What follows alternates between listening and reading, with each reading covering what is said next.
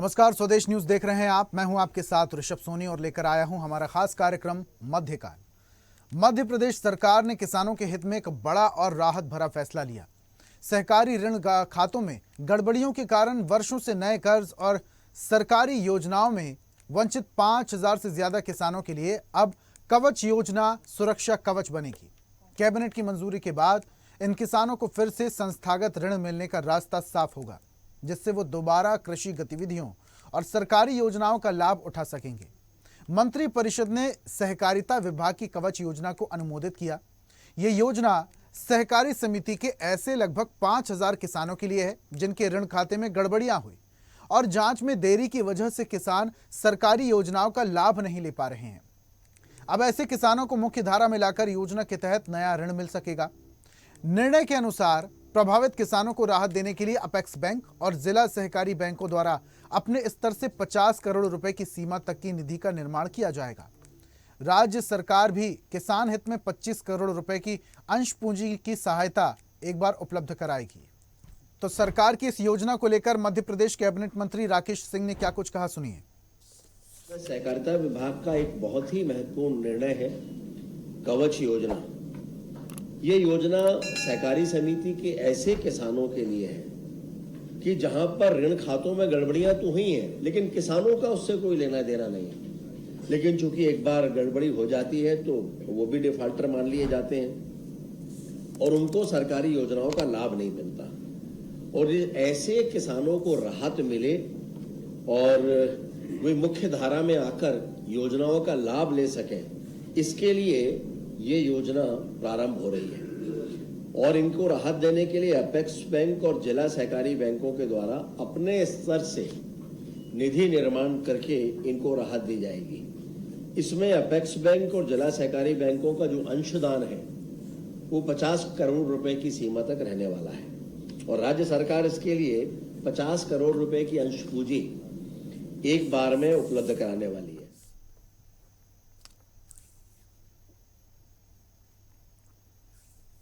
तो सरकार की कवच योजना किसानों के भविष्य को सुरक्षित रखेगी, सुरक्षा भी देगी।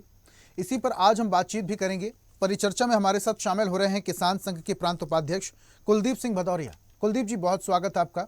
और इसी के साथ वरिष्ठ पत्रकार के तौर पर डॉक्टर भूपेंद्र सुल्लेरे हमारे साथ जुड़े हैं। भूपेंद्र जी, आपका भी बहुत स्वागत करता हूं। और सामाजिक सेवा बैंकिंग विभाग SBI के रिटायर अधिकारी अनिल चौबे भी हमारे साथ जुड़े हैं। अनिल जी, आपका भी बहुत स्वागत करता हूं। और इस चर्चा की शुरुआत कुलदीप जी मैं आपसे ही करूंगा।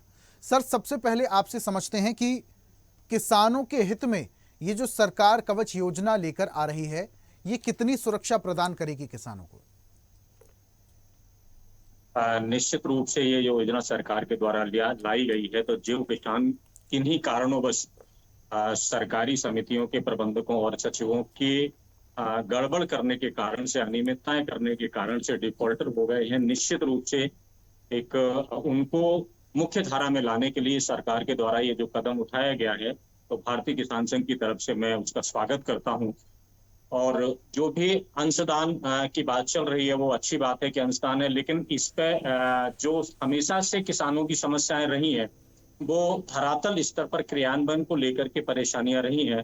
अभी यद्यपि मेरे पास इसके नियम और शर्तें क्या हैं वो नहीं आई हैं, तो उस नाते मैं अभी कुछ बहुत ज्यादा इसके विषय में कहने की स्थिति में नहीं हूँ। लेकिन एक बात पक्की है कि जो योजना आई है वो किसानों के लिए अच्छी रहने वाली है। 5,000 किसान मुख्य धारा में सम्मिलित होंगे, जो उनकी परेशानियां हैं वो कम होंगी क्योंकि सहकारी समितियों से उनको ऋण प्राप्त होगा।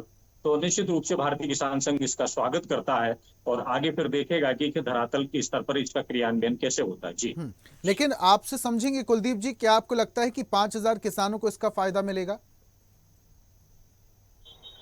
वैसे मुझे ऐसा लगता है कि 5,000 के किसानों की जो एक संख्या निर्धारित की गई है ये वास्तव में बहुत कम है। किसान इससे अधिक होंगे। कई किसानों ने तो कुछ ऋण था वो अपना चुका भी दिया है, लेकिन संख्या इससे अधिक भी हो सकती है। और इस स्थिति में जो 50 करोड़ और 25 करोड़ रुपए की जो बाउंडेशन दी गई है उसको मुझे लगता है शिथिल करने की आवश्यकता है।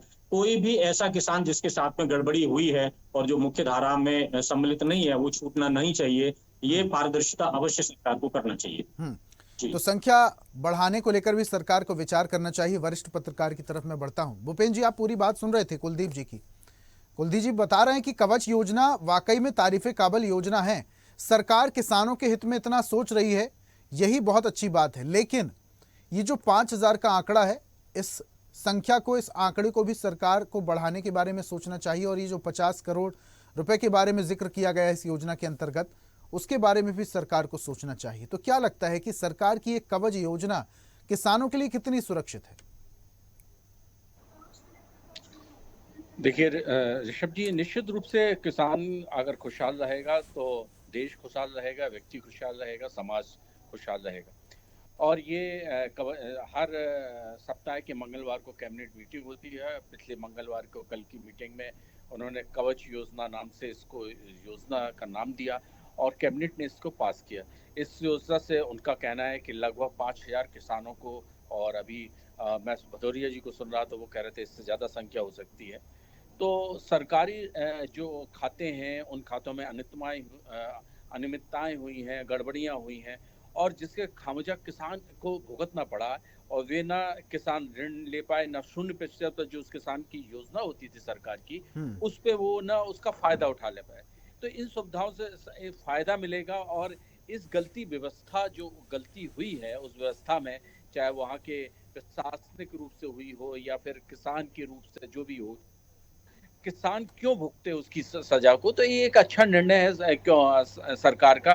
और इसको अच्छा जिला सहकारी बैंक को अपेक्स बैंक के तहत आपने बताया, जिसके 50 करोड़ रुपए का विशेष कोष हो, जिसमें सरकार ने एक अच्छी बात कही कि 25 करोड़ रुपए तुरंत वो उसमें समायोजित करेगी, देगी।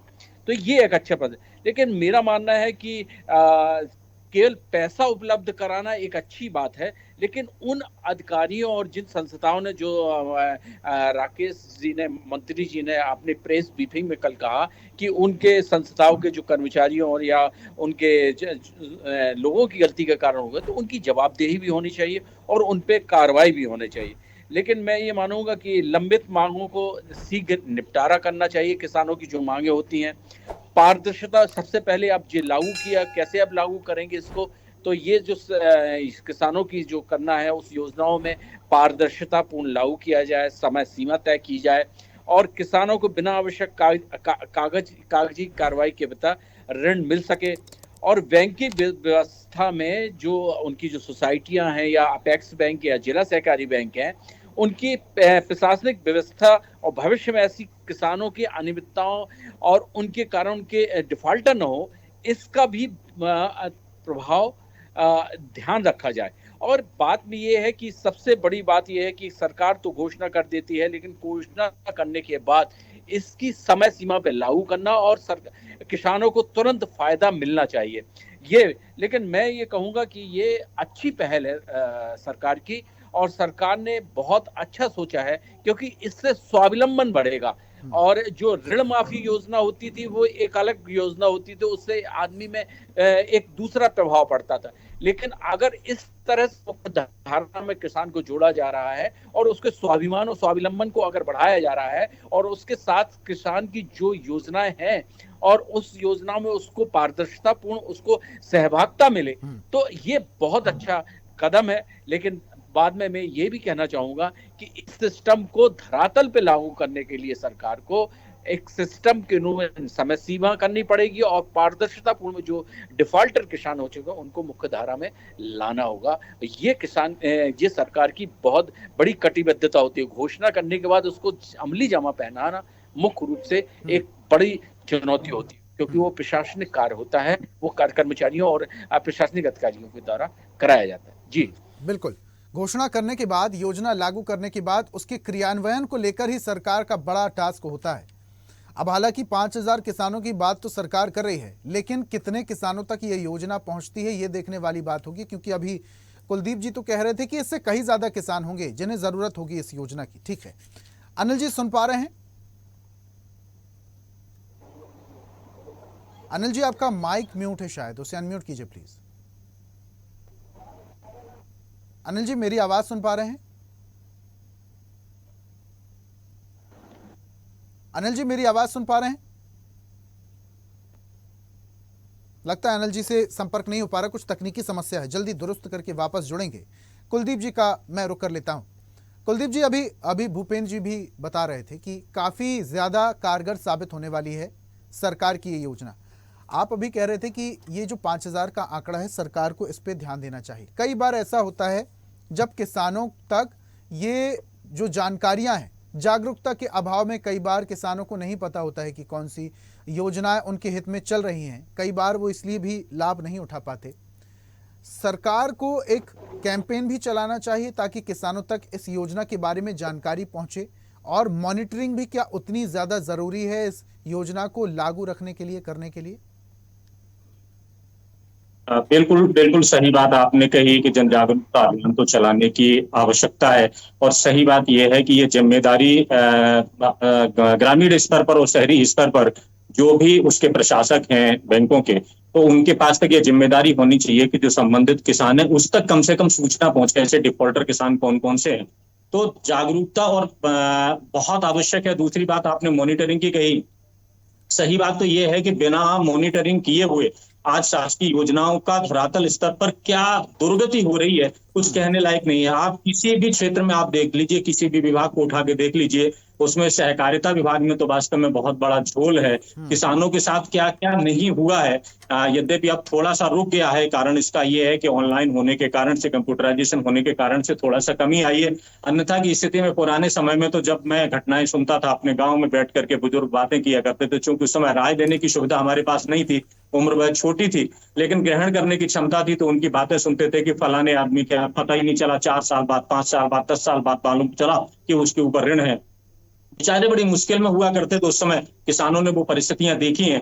तो निश्चित रूप से मॉनिटरिंग तो बहुत आवश्यक है। अन्यथा की स्थिति में जिन किसानों को वास्तव में लाभान्वित होना चाहिए वो तो लाभान्वित नहीं हो पाएंगे, इसका लाभ कोई दूसरे किसान उठा ले जाएंगे। तो सरकार को प्रतिबद्धता के साथ में, ईमानदारी के साथ में ऐसे लोगों को नियुक्त करना चाहिए तो वो ईमानदारी से और पारदर्शी तरीके से इसका क्रियान्वयन करवा सकें। ये बहुत आवश्यक बात है जी। ठीक है, अनिल जी हमारे साथ वापस जुड़ चुके हैं। अनिल जी, सुन पा रहे हैं? जी हाँ, नमस्कार। ठीक है अनिल जी, आप थोड़ा देरी से जुड़े, शायद आपको सभी गेस्टों की जो बातें हैं वो सुनाई दी होंगी। कुलदीप जी कह रहे हैं कि ये जो सरकार की जो कवच योजना है ये काफी लाभकारी तो है, लेकिन कितने किसानों तक पहुंचेगी? और जो 5,000 किसानों की बात कही जा रही है, क्या इतना ही आंकड़ा होगा? इससे ज्यादा ही आंकड़ा होगा? सरकार को उस पर भी ध्यान देना चाहिए। भूपेंद्र जी भी अपनी तरफ से बात कर रहे थे कि ठीक है, योजना बहुत बेहतरीन है। मैं आपसे ये समझना चाह रहा हूं कि जो किसान है वो इस योजना को किस तरीके से देख पाएंगे, किस तरीके से इसका लाभ उठा पाएंगे, और सबसे पहले आपकी प्रतिक्रिया इस योजना को लेकर। जी जी जी, यह वर्ष कृषक कल्याण वर्ष है और कल की जो कैबिनेट हुई थी उसमें उन्होंने निश्चित रूप से एक कवच योजना का लाभ उन किसानों के लिए उठाया, जैसा कि हमारे पूर्ववर्ती वक्ताओं ने भी बताया कि जहां पर उनके खाते अनियमित हो गए हैं या किन्हीं कारणों से उनके लिए उस मतलब इस वजह से उनको ना तो खाद बीज मिल रहा है खातों की अनियमितताओं के कारण, तो सरकार ने जो, जैसा कि भदौरिया जी ने भी बताया कि इसमें अपना 50 करोड़ उन संस्थाओं के लिए अपेक्स बैंक और उनके द्वारा दिया जा रहा है, जिला सहकारी बैंकों द्वारा, और 25 करोड़ का धनराशि राज्य शासन द्वारा उपलब्ध कराई जा रही है। तो यह चूंकि शासन से जो मदद कराई जा रही है उसकी दृष्टि से सहकारिता विभाग के माध्यम से कवच योजना शुरू हो रही है।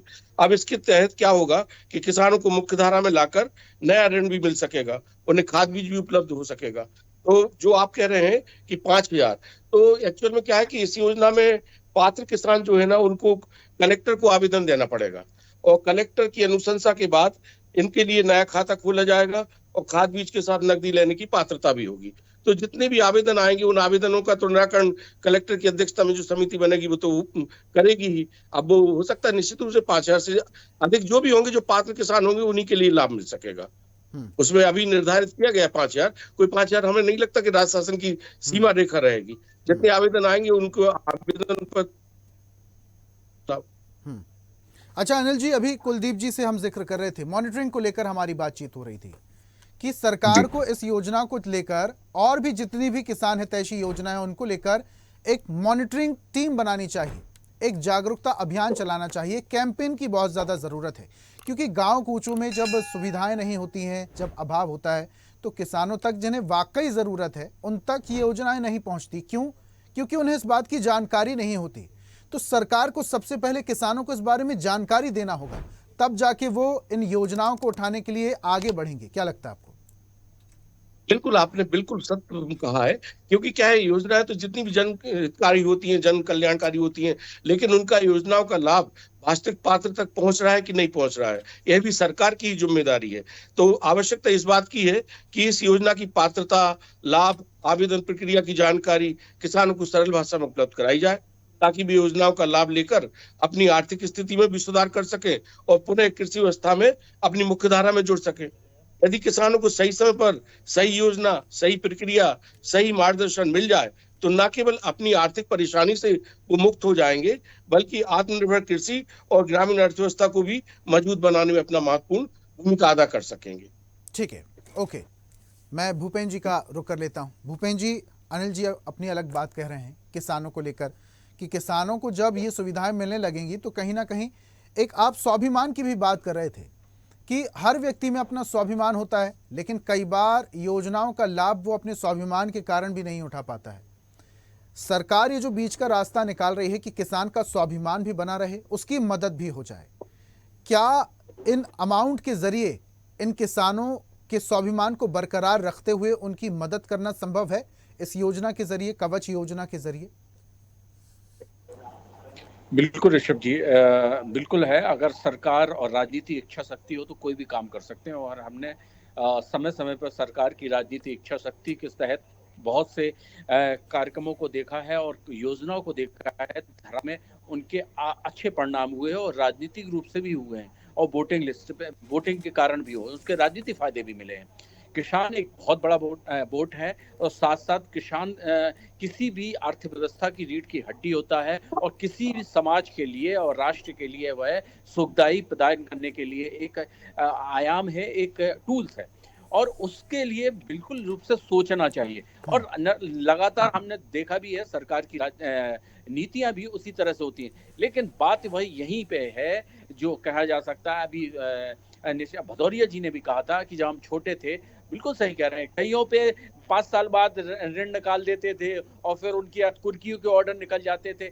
उस समय इतनी लिटरेसी नहीं थी, इतनी जागरूकता नहीं थी आदमी के पास कि आदमी पैसा भी नहीं होता था कि वो शहर तक जा सके। और ये हमने खुद अपने परिवार में भी देखा है कि किस तरह से, और जब उनके पास टारगेट आता था तो वो क्या करते थे, पासबुक बना देते थे और ऋण दे देते थे। अब उनको पता चल गया, उन्हें ऋण ले लिया, अब उनको पता ही नहीं चला कि उनको कब ऋण ले लिया, वो भूल भी गए, और फिर आइंदा से उन्हें निकाल दिया एक पुलिंदा सा धीरे से, और फिर उनके और ये शिक्षा के अभाव में होता था, जागरूकता के अभाव में होता था।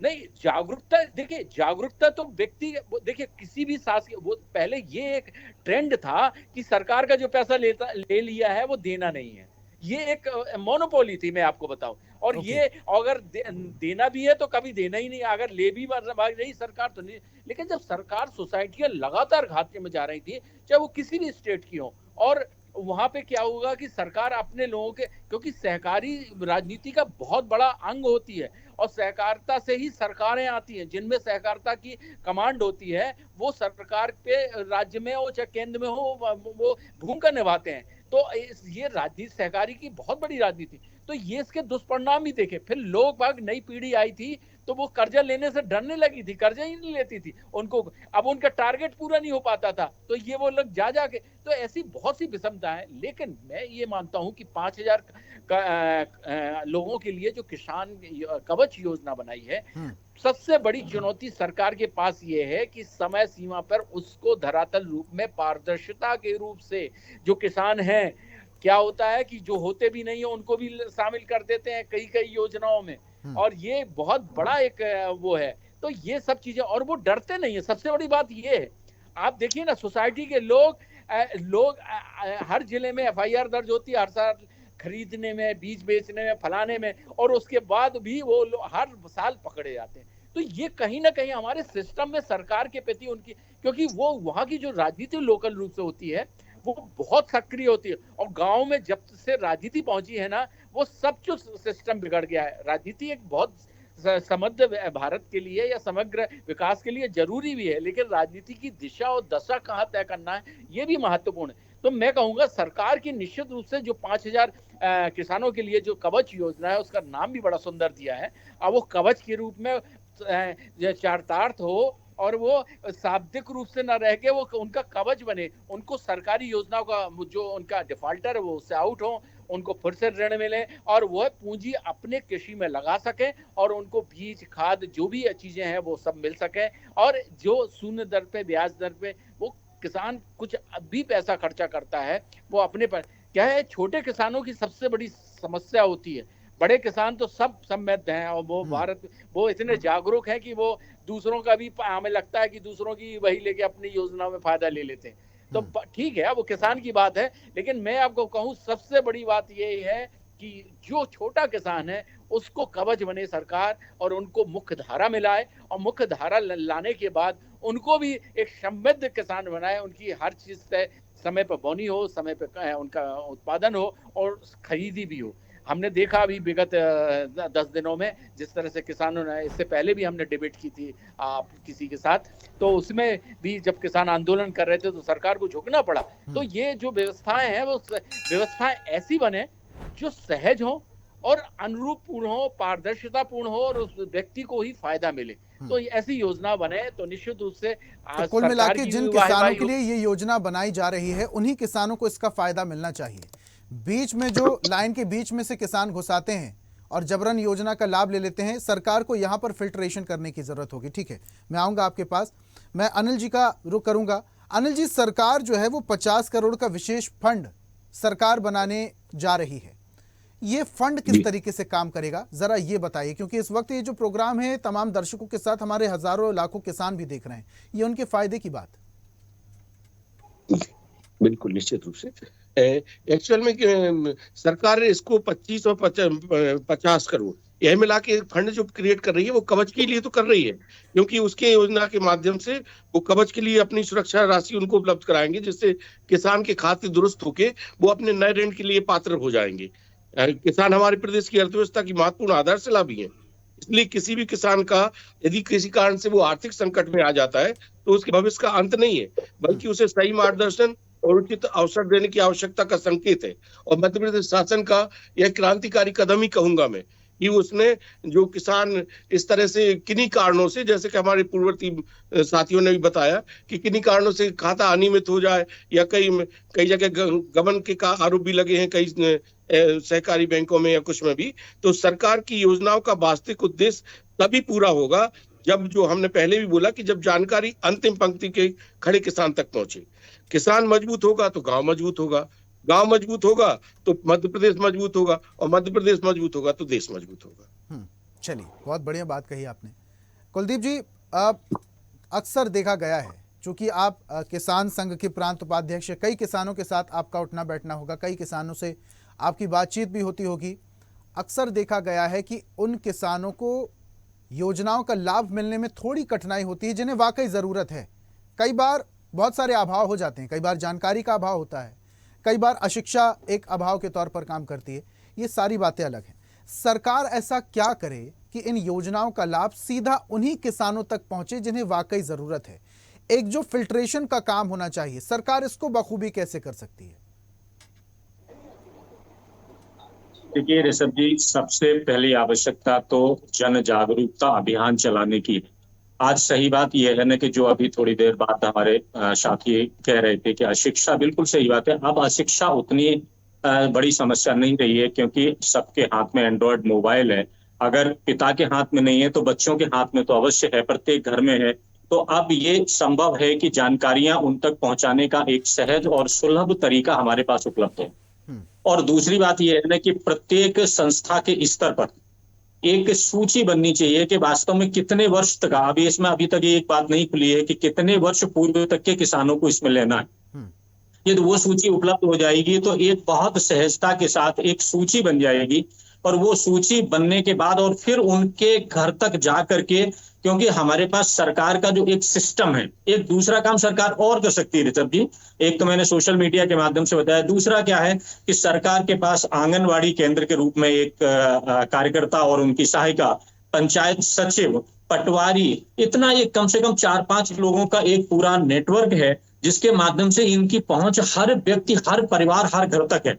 तो ये चाहेंगे तो वहां तक सूचना पहुंच जाएगी, बहुत आसानी से पहुंच जाएगी। बहुत ज्यादा सरकार को मेहनत करने की आवश्यकता नहीं है। यदि उस व्यक्ति तक ये खबर पहुंच जाएगी और निश्चित रूप से वो स्वयं के माध्यम से, अपने बच्चों के माध्यम से, जो अभी शिक्षा प्राप्त कर चुके हैं उनके माध्यम से, अगर यदि कलेक्टर ऑफिस उसके लिए निर्धारित होता है या शासकीय बैंक का ऑफिस कोई निर्धारित होता है, वहां तक जाकर के वो आवेदन दे सकते हैं। और चूंकि सूची में उनका नाम होगा तो दोनों तरफ से मिलान करके बड़ी आसानी से इसको किया जा सकता है। अन्यथा की स्थिति में फिर वही स्थिति आएगी। लेकिन सूची को अंतिम रूप न माना जाए, कारण उसका यही है कि गड़बड़ियां किसके द्वारा हुई हैं, वो कर्मचारियों के द्वारा हुई हैं। और एक बात अभी आ रही थी बीच में, हमारे एक मित्र ने कहा कि चूंकि जो लोग पैसा खा जाते हैं, गड़बड़ियां करते हैं, उनके ऊपर कार्रवाइयां नहीं होती हैं।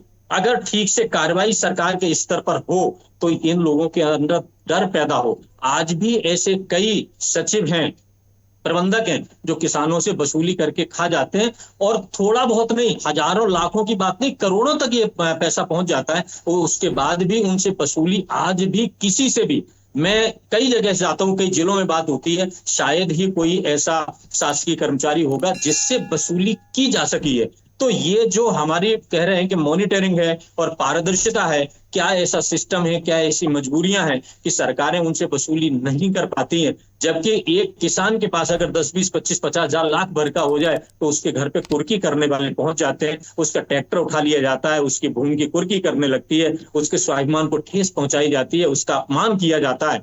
और ये पता नहीं कैसे बच जाते हैं, क्या मिलीभगत होती है। तो इस पे सरकार को मॉनिटरिंग करते हुए बहुत पारदर्शी तरीके से और ईमानदारी से कार्य करना चाहिए। तो इस जो कवच योजना का लाभ वास्तविक तक पहुंचेगा, जो अंतिम लाभार्थी है उस तक ये पहुंचेगा। अन्यथा की स्थिति में जो दूसरी योजनाओं की दुर्गति होती है, इस कवच योजना की भी वही दुर्गति हो जाएगी। मैं ये सरकार से अपेक्षा करता हूं कि ईमानदारी और पारदर्शिता के साथ में इस योजना को लागू करें। जी ऋषभ। ठीक है, अब सरकार की पूरी बात तो आप तक, आपकी पहुंच जाएगी सरकार तक। और सरकार ये कवच योजना लागू करने के बाद कैसे किसानों को फायदा पहुंचाती है और उन्हीं किसानों को फायदा पहुंचाए जिसे इस योजना की सख्त जरूरत है, ये एक बड़ा टास्क होने वाला है। सरकार इससे निपटने के लिए पूरी तरीके से तैयार है।